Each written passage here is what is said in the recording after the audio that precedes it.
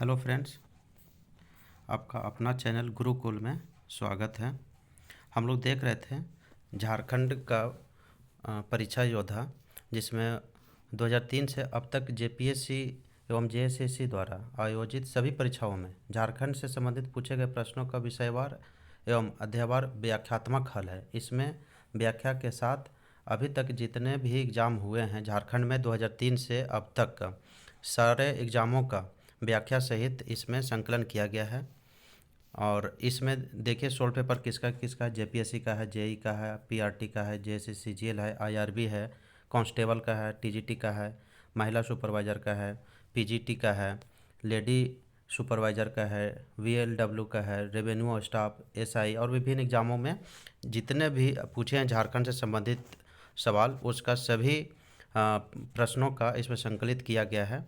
और यह पुस्तक जो है वह जेपीएससी जेएसएससी का आगामी सभी परीक्षाओं के लिए अति उपयोगी प्रश्न बैंक है और उपयोगी साबित होगा।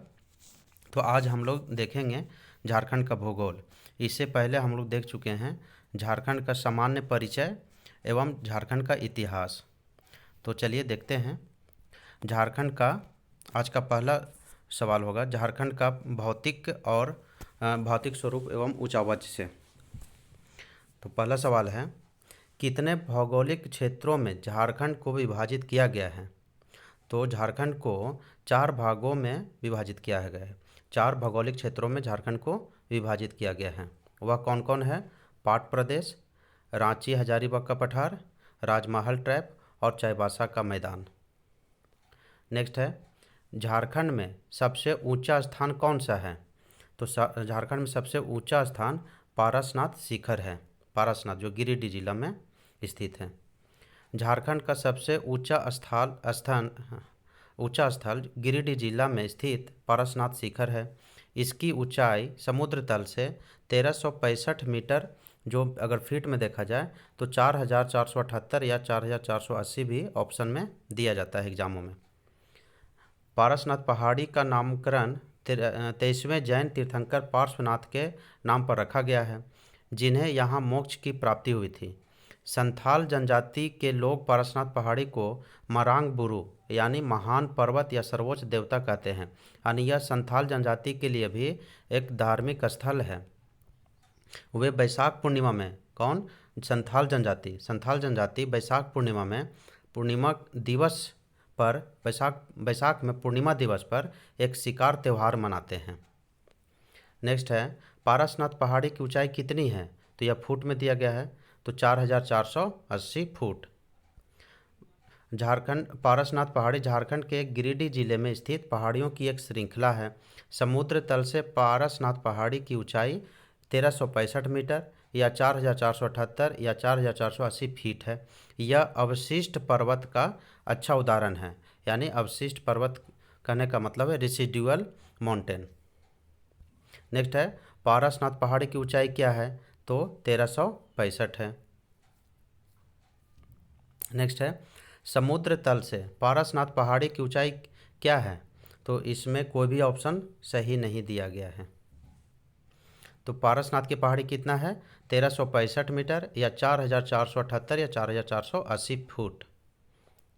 नेक्स्ट है, पारसनाथ की पहाड़ी किस जिले का हिस्सा है? तो यह गिरिडीह जिले का हिस्सा है। गिरिडीह जिला में पारसनाथ पहाड़ी स्थित है।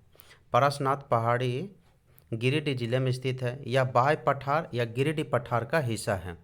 संवेद शिखर, इसको संवेद शिखर के नाम से भी जाना जाता है। संवेद शिखर के रूप में चर्चित इस पहाड़ी पर जैन धर्म के 24 में से 20 तीर्थंकरों ने मोक्ष की प्राप्ति की। यानी 24 तीर्थंकर जैन धर्म में हुए, उसमें 20 तीर्थंकरों की मोक्ष की प्राप्ति यहीं पारसनाथ पहाड़ी पर हुई है। यहीं 23वें तीर्थंकर पार्श्वनाथ ने भी निर्वाण प्राप्त किया था। यहाँ जैनियों के दोनों संप्रदाय श्वेतांबर और दिगंबर के मंदिर बने हुए हैं। यह स्थान मधुवन के नाम से भी विख्यात है। पारसनाथ पहाड़ी का निर्माण आर्कियन युग की चट्टानों से हुआ है। यह बराकर नदी के किनारे स्थित है। पारसनाथ पहाड़ी अभी हाल ही में न्यूज में भी रहा था। नेक्स्ट है, हिमालय क्षेत्र के पशु निम्न में से कहाँ पाए जाते हैं? तो यह पारसनाथ पहाड़ी पर पाए जाते हैं। नेक्स्ट है, पारसनाथ पारसनाथ पहाड़ी किस पठार का हिस्सा है? तो यह गिरिडीह पठार का हिस्सा है। नेक्स्ट है, झारखंड के गिरिडीह जिले में कौन सी प्रसिद्ध पहाड़ी स्थित है? तो यह पारसनाथ पहाड़ी है। कोडरमा गिरिडीह पठार पर हजारीबाग पठार से पूर्व में कटक के रूप में निकलती पहाड़ियों की श्रृंखला है। इसी श्रृंखला में पारसनाथ की पहाड़ी है जो झारखंड के पठार के शिखर है। यह पठारी NH-19 जो पूर्व में NH-2 के नाम से जाना जाता था डुमरी गिरिडीह मार्ग के बीच में मधुबन के पास स्थित है। नेक्स्ट है, राजमहल ट्रैप का निर्माण किस काल में हुआ था? तो ये राजमहल ट्रैप जो है वो जुरासिक युग में होता है। राजमहल की पहाड़ियाँ उत्तर में साहेबगंज से दक्षिण में बंगाल सीमा तक 3000 वर्ग किलोमीटर से भी ज़्यादा भूभाग पर फैली है। इसका निर्माण गोंडवाना चट्टानों के निर्माण के बाद जुरासिक युग में हुआ। राजमहल की पहाड़ियाँ बेसाल्ट डोलेराइट चट्टानों के परतों से बनी है जिनके बीच में सफ़ेद एवं भूरे सेल, कार्बनिक सेल, सफ़ेद एवं भूरे बलुआ पत्थर तथा क्वार्टजाइट हैं। नेक्स्ट है, राजमहल ट्रैप झारखंड के किस भाग में स्थित है? तो यह उत्तर पूर्वी भाग में स्थित है। राजमहल ट्रैप झारखंड के उत्तर पूर्वी भाग में स्थित है। राजमहल की पहाड़ियाँ उत्तर दक्षिण में समानांतर पहाड़ियों के रूप में फैली हैं जिनके बीच मेराल एवं गुमानी नदी घाटियाँ हैं। इस राजमहल ट्रैप के बीच में मेराल और गुमानी नदी घाटी भी स्थित हैं। नेक्स्ट है, रांची पठार प्लेटो छोटा नागपुर पठार छोटा नागपुर प्लेट्यू के किस हिस्से में स्थित है? तो कह रहा है कि रांची पठार छोटा नागपुर पठार के किस हिस्से में स्थित है? तो यह दक्षिण हिस्से में स्थित है। अगर झारखंड का मैप देखें तो इस प्रकार का है, तो दो भागों में यह बटा हुआ है। तो छोटा नागपुर पठार पूरा है तो इसमें बीच से दामोदर नदी जाती है, तो ये रांची का पठार है तो ये दक्षिण भाग में है और उत्तर में हजारीबाग का पठार आता है। रांची पठार छोटा नागपुर पठार के दक्षिण भाग में स्थित है। यह छोटा नागपुर पठार का सबसे बड़ा हिस्सा है और समुद्र तल से इसकी ऊंचाई लगभग 600 मीटर है। यह उत्थित समप्राय मैदान का एक उत्तम उदाहरण है। उच्चतर रांची की पठार की औसत समुद्र तल से ऊंचाई कितनी है? तो यह 2500 से 3600 फीट है, यानी मीटर में 600 मीटर और फुट में 2500 से 3600 फुट है। उच्चतर रांची की पठार यानी पाट क्षेत्र की समुद्र तल से औसत ऊंचाई 2500 से 3600 फीट है। यह झारखंड के सबसे पश्चिम एवं सबसे ऊंचा भाग है। नेक्स्ट है, छोटा नागपुर पठार निम्नलिखित औद्योगिक बस्तियों में से किस में स्थित है? तो छोटा नागपुर पठार निम्नलिखित औद्योगिक बस्तियों में से किस में स्थित है? तो इसका ऑप्शन जो है वो रांची औद्योगिक बस्तियों में स्थित है रांची।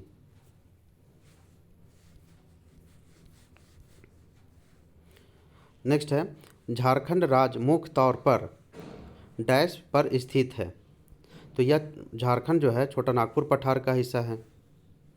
तो झारखंड मुख्य रूप से छोटा नागपुर पठार पर स्थित है। छोटा नागपुर का पठार राज्य के कुल भूभाग का 47.8% है। छोटा नागपुर का पठार प्रायद्वीपीय पठार का भाग है, यानी छोटा नागपुर पठार जो है वह प्रायद्वीपीय पठार का भाग है। यह प्रायद्वीपीय पठार के उत्तर पूर्व भाग में स्थित है। किधर है? उत्तर पूर्व भाग में स्थित है। इसकी चट्टानें क्रिस्टलीय एवं कायांतरित है। इसकी रचना लावा चट्टानों से हुई है। इसके वर्तमान धरातल का निर्माण ग्रेनाइट एवं नीस चट्टानों से हुआ है। जो अभी का धरातल है इस छोटा नागपुर पठार का, उसमें वह ग्रेनाइट और नीस चट्टानों का बना हुआ है। यह एक समप्राय भूमि है। इसे खनिजों का गोदाम घर के नाम से जाना जाता है। नेक्स्ट है, पश्चिमीय या उच्चतर रांची की पठार को स्थानीय स्तर पर किस नाम से जाना जाता है? तो यह पश्चिम वाला जो पठार है उसको पाट क्षेत्र कहते हैं। पश्चिमीय या उच्चतर रांची की पठार को स्थानीय स्तर पर पाट क्षेत्र के नाम से जाना जाता है। इसकी औसत ऊंचाई 1000 मीटर है। यह क्षेत्र बॉक्साइट उत्पादन के लिए प्रसिद्ध है। झारखंड का सबसे ऊंचा जलप्रपात बूढ़ा घाघ इसी पाट क्षेत्र में स्थित है। यानी झारखंड के सबसे ऊंचा जलप्रपात कौन है? तो यह बूढ़ा घाघ है और यह पाट क्षेत्र में ही स्थित है, जो लोहरदगा लातेहार एरिया में है। इसकी महत्वपूर्ण पहाड़ियाँ सानू और सरयू है। क्या है इसकी महत्वपूर्ण पहाड़ियाँ? सानू और सरयू। पाट क्षेत्र झारखंड का इस हिस्से में आएगा। पाट क्षेत्र, इस हिस्से को पाट क्षेत्र कहते हैं, इस हिस्से को पाट क्षेत्र है। नेक्स्ट है, पूर्वी सिंहभूम जिला निम्नलिखित में से किसका हिस्सा है?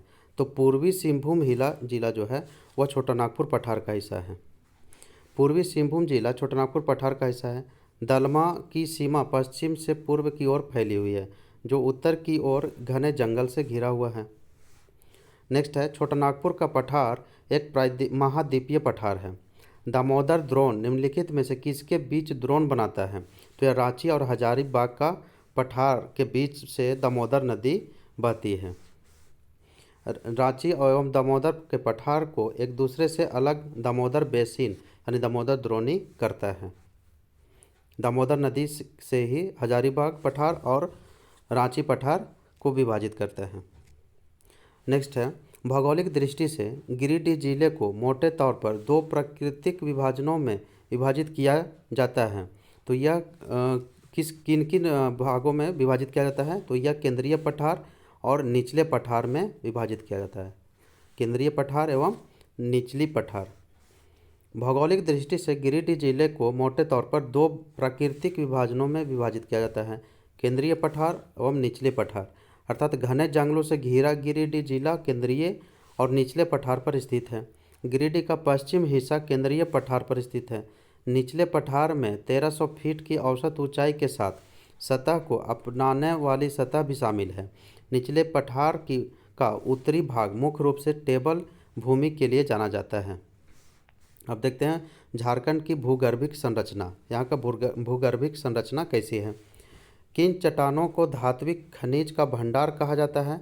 तो यह धात्विक खनिज का भंडार जो है धरवाड़ क्रम के चट्टानों में मिलता है। धरवाड़ युगीन का धरवाड़ युगीन चट्टानों को धात्विक खनिजों का भंडार कहा जाता है। झारखंड में इस क्रम को कोल्हान श्रेणी यानी झारखंड का दक्षिणी हिस्सा कोल्हान श्रेणी के नाम से भी जाना जाता है। इस प्रकार की चट्टानें मुख्यतः पूर्वी सिंहभूम, पश्चिमी सिंहभूम एवं सरायकेला खरसावां में पाई जाती है। धरवाड़ क्रम में धात्विक खनिजों का जमाव बड़े पैमाने पर हुआ है। इन खनिजों में क्या क्या मिलता है? लोहा, तांबा, बॉक्साइट, निकेल, सोना, मैग्नीज, चांदी, टीन आदि प्रमुख हैं। नेक्स्ट है, उस पठार का क्या नाम है जो झारखंड में दक्कन जैव भौगोलिक प्रांत का हिस्सा बनता है? तो यह छोटानागपुर पठार है। बुंदेलखंड पठार जो है वो यूपी में है। बघेल भी यूपी और एमपी में है। मालवा का पठार एमपी में है। छोटानागपुर की पथरीली परतों के भूवैज्ञानिक अध्ययन से पता चला कि इसे अति प्राचीन गोंडवाना महाद्वीप की चट्टानें हैं, यानी इस पठार का विकास बहुत ही पुराना है। यह दक्कन पठार का पूर्वोत्तरी खंड था, जो दक्कन तख्ते के साथ साथ गोंडवाना को खंडित होने पर आज से लगभग 12 करोड़ साल पहले अलग होकर 5 करोड़ वर्षों तक उत्तर दिशा में प्रवाहित होते रहा और फिर यूरेशिया से जा टकराया। नेक्स्ट है, झारखंड का मुख्य प्राकृतिक भाग डैश है? तो यह छोटानागपुर पठार का प्रभाग है। झारखंड का मुख्य प्राकृतिक प्रभाग छोटानागपुर का पठार है। छोटानागपुर का पठार 3 छोटे छोटे पठारों से मिलकर बना है। वो कौन है? रांची का पठार, हजारीबाग का पठार और कोडरमा का पठार शामिल है। झारखंड का अधिकतर हिस्सा एवं पश्चिम बंगाल, बिहार एवं छत्तीसगढ़ के कुछ भाग इस पठार में आते हैं। इसके पूर्व में गंगा का मैदान, पूर्व में क्या है? गंगा का मैदान। दक्षिण में महानदी है। छोटानागपुर का कुल क्षेत्रफल 65,000 वर्ग किलोमीटर है। छोटानागपुर का कुल हिस्सा कितना है? 65,000 वर्ग किलोमीटर। नेक्स्ट है, छोटानागपुर पठार डैश चट्टानों से बना है। तो यह किन चट्टानों से बना है?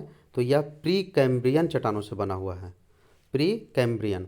छोटानागपुर पठार प्री कैम्ब्रियन चट्टानों लगभग 540 मिलियन वर्ष से अधिक पुरानी चट्टाने से बना है। छोटानागपुर पठार की सबसे ऊंची चोटी पारसनाथ पहाड़ी है। छोटा नागपुर पठार की सबसे ऊंची चोटी पारसनाथ पहाड़ी है। अब झारखंड की जलवायु देखते हैं।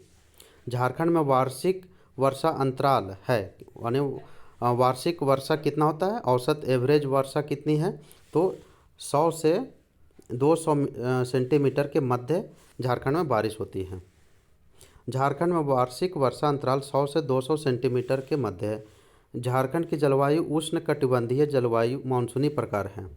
उष्णकटिबंधीय मानसूनी प्रकार की है। यहाँ औसत 140 सेंटीमीटर वार्षिक वर्षा होती है।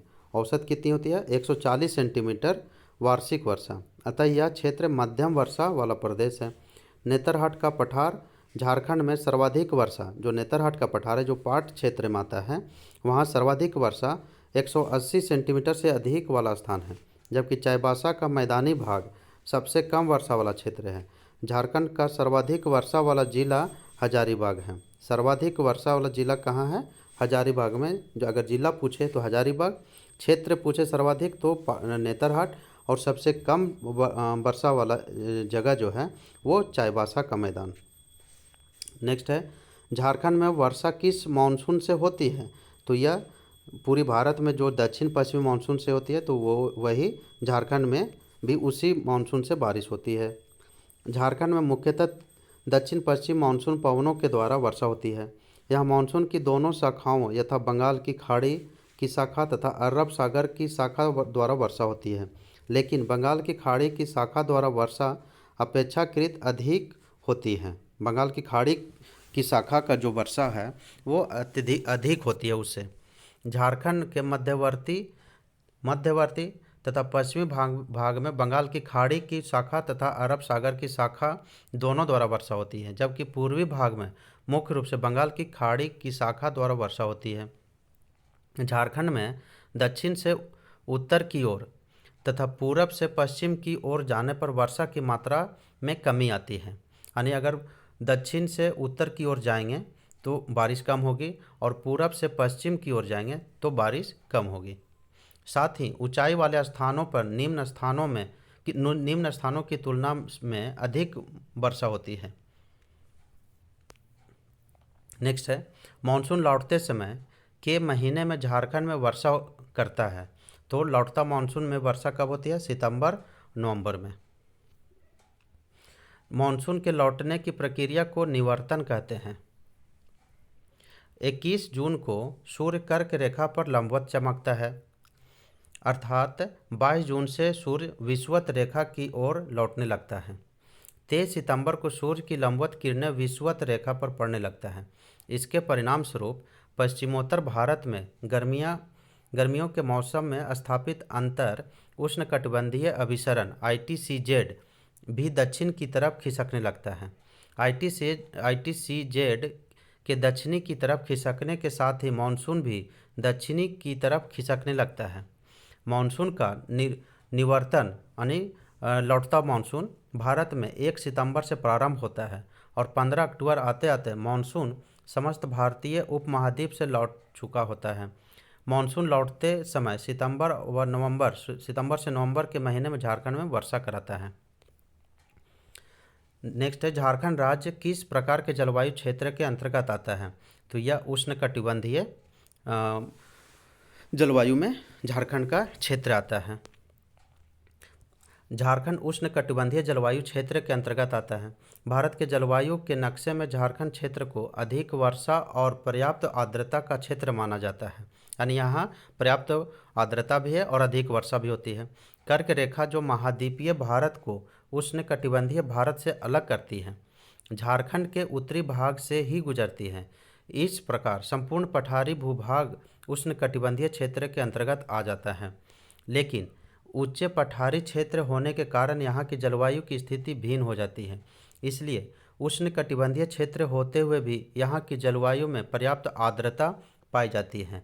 उष्णकटिबंधीय अवस्थिति व मानसूनी हवाओं के कारण झारखंड की जलवायु उष्णकटिबंधीय व मानसूनी प्रकार की है। नेक्स्ट है, झारखंड राज्य मुख्यतः किस जलवायु क्षेत्र के तहत आता है? तो यह उष्णकटिबंधीय मानसून। झारखंड की वार्षिक औसत तापमान क्या है? तो यह 25 डिग्री सेल्सियस है।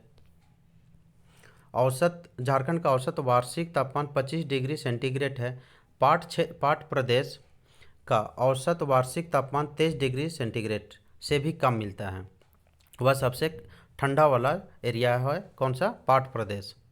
जबकि संथाल परगना के पूर्वी भाग, पूर्वी सिंहभूम, पश्चिमी सिंहभूम, गढ़वा, पलामू तथा चतरा के उत्तरी भागों में औसत वार्षिक तापमान 26 डिग्री सेंटीग्रेड से अधिक पाया जाता है। अन्य क्षेत्रों का औसत वार्षिक तापमान 23 डिग्री से 26 डिग्री सेंटीग्रेड के बीच में पाया जाता है। नेक्स्ट है, झारखंड की वार्षिक औसत वर्षा क्या है? तो वार्षिक औसत वर्षा जो है वो 1400 mm है या तो 140 सेंटीमीटर है। झारखंड मानसूनी वर्षा का प्रदेश है। झारखंड में औसत वार्षिक वर्षा 140 सेंटीमीटर होती है, लेकिन अधिकांश भाग 125 से 150 सेंटीमीटर वर्षा प्राप्त करते हैं। वर्षा का 80% से अधिक भाग जून से सितंबर माह के मध्य प्राप्त होता है, यानी 80% से ज़्यादा जून से सितंबर माह के मध्य ही हो जाता है। बंगाल की खाड़ी की शाखा राज्य में वर्षा का मुख्य स्रोत है। बंगाल की खाड़ी की शाखा, यद्यपि पाट प्रदेश एवं दक्षिणी पूर्वी भाग में कुछ वर्षा अरब सागर की शाखा से भी प्राप्त होती है। नेक्स्ट है, झारखंड की सबसे ठंडी जगह कौन सी है? तो यह नेतरहाट है, जो पाट क्षेत्र में आता है। झारखंड की सबसे ठंडी जगह नेतरहाट है। झारखंड का सबसे अधिक वर्षा प्राप्त करने वाला क्षेत्र भी नेतरहाट है, जहां 180 सेंटीमीटर से अधिक वर्षा होती है। नेतरहाट को पहाड़ों की मल्लिका, क्या कहते हैं? नेतरहाट को पहाड़ों की मल्लिका एवं छोटा नागपुर की रानी के नाम से भी जाना जाता है। नेक्स्ट है, झारखंड में देखे गए जलवायु परिवर्तन का कारण है। तो यह सभी कारण है इसके: मानव जनित गतिविधियां, ऊर्जा क्षेत्र, ग्रीन हाउस गैस उत्सर्जन। झारखंड में देखा गया जलवायु परिवर्तन मानव जनित कारकों यानी मानव के द्वारा जो कारण है वो भी है, ऊर्जा क्षेत्र के द्वारा भी है, ग्रीन हाउस गैस उत्सर्जन के कारण भी जलवायु परिवर्तन हो रहा है। अन्य कारकों के कारण है मानव जनित कारक प्रजातियों का गिरावट, संकट और विलुप्त होने के प्राथमिक नियतात्मक कारणों का गठन करते हैं। क्या करते हैं? भूमि विकास, अत्यधिक दोहन, ये सब कारणों से मानव जनित कारक है। अत्यधिक दोहन, प्रजातियों के स्थानांतरण एवं और परिचय एवं प्रदूषण। झारखंड राज्य में ताप विद्युत संयंत्र अधिकांशतः कोयले पर चलते हैं। जो यहाँ बिजली का उत्पादन होता है वह मुख्यतः कोयले से संचालित हैं, जो ग्लोबल वार्मिंग में योगदान देता है।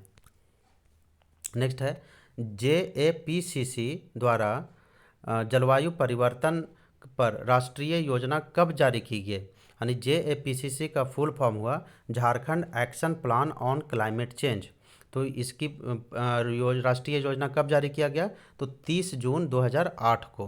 कब जारी किया गया? 30 जून 2008 को। JAPCC Jharkhand action plan on climate change द्वारा जलवायु परिवर्तन पर राष्ट्रीय योजना 30 जून 2008 को जारी की गई।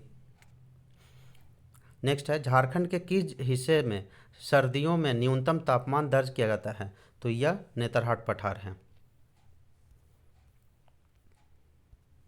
नेक्स्ट है, झारखंड का कौन सा जिला पश्चिम बंगाल और उड़ीसा से अपनी सीमाओं का हिस्सा शेयर करता है? तो यह पूर्वी सिंहभूम जिला है। यह पूर्वी सिंहभूम जिला जो है पश्चिम बंगाल तथा उड़ीसा दोनों से यह सीमा लगाती है। पूर्वी सिंहभूम जिला की सीमाएं पश्चिम बंगाल एवं उड़ीसा राज्य को स्पर्श करती हैं।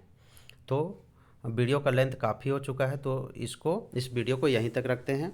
अगले वीडियो में हम लोग झारखंड की नदियां और अन्य तथ्य देखेंगे। तो चलिए, और अगर अच्छा लगता हो तो लाइक सब्सक्राइब ज़रूर कर दें और अपने ग्रुप में भी शेयर कर दें, ताकि और लोग भी इस वीडियो को देख सकें और एग्ज़ाम में अच्छा कर सकें। चलिए, फिर मिलते हैं नेक्स्ट वीडियो में। बहुत बहुत धन्यवाद।